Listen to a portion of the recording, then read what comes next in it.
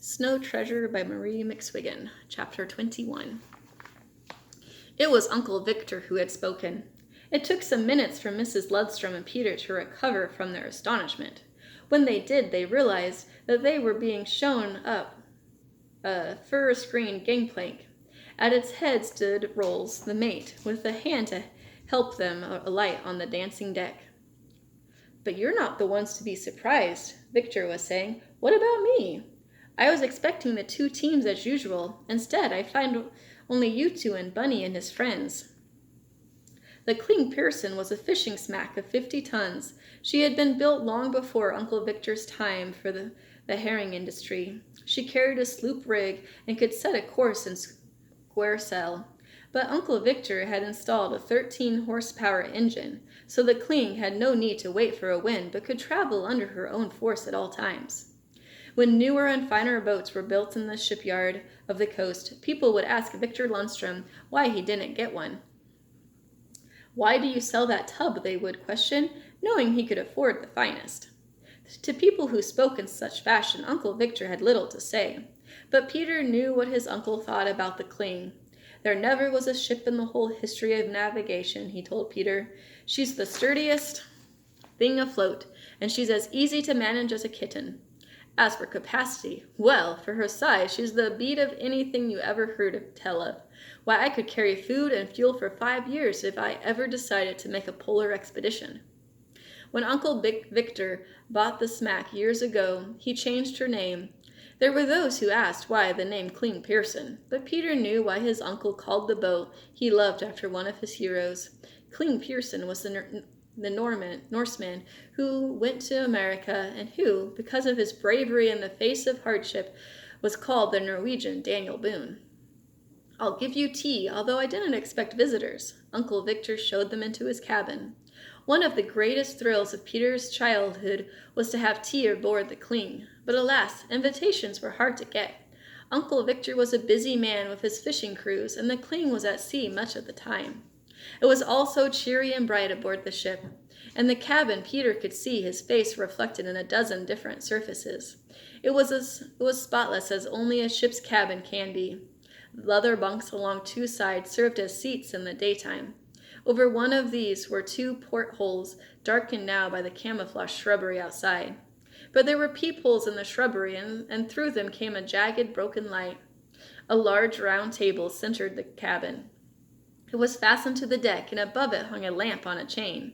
About the only other thing of importance was a large map of Europe, as it was in the 1930s. The map was draped with the red field and the white-bordered blue cross of the flag of Norway. "And what is the news of Lars?" Victor asked about his brother.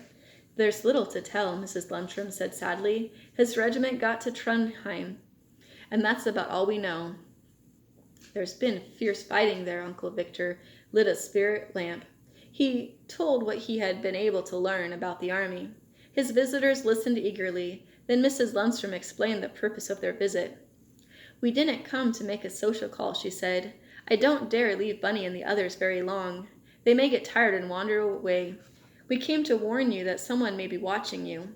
Helga Thompson said she heard something and saw someone move down here yesterday. Then Peter saw a German soldier on skis come out of the trail from here that cuts to the road near Holmes." Uncle Victor looked grave. "It could have been Rolls and me that Helga saw. We've been watching every move these youngsters make.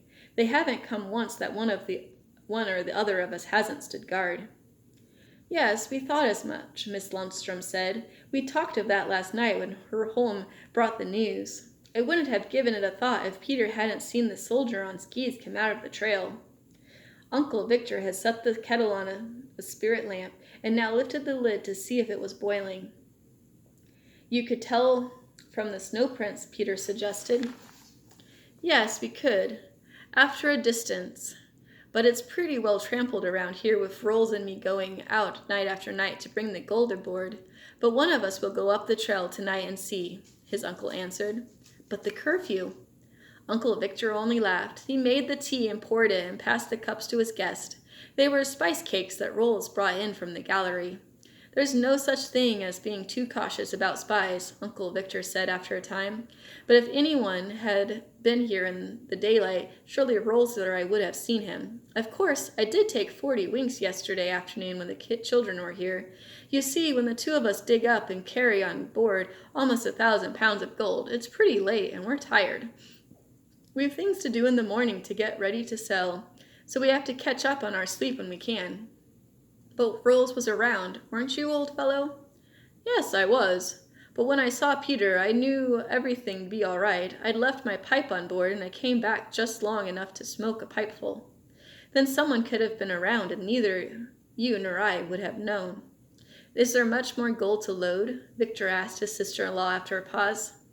No, you have nearly all of it. Per Garson's been checking. The last of next week we'll finish it, and it won't be 6 weeks until Tuesday. We've been lucky, Victor. Think if the thaws had come earlier. Well, you can't get it down here too soon to suit me. He stirred his tea. This business of hanging around isn't exactly safe. You mean you're ready to sell? Peter asked. As soon as the gold's loaded, you can go to America? That's right, son. That's exactly what I mean. Then you know where the mines are laid? Sure. I've known that for weeks, since we entered the war on the side of Britain and France. So hurry and get the gold down here so I can be underway. It'll be bad enough for the rest of you if we're caught, but Rolls and I would be shot. Oh, Uncle Victor! But don't worry. We're not going to get caught. It's too much money to give the Germans, and anyway, I'd like to see New York again.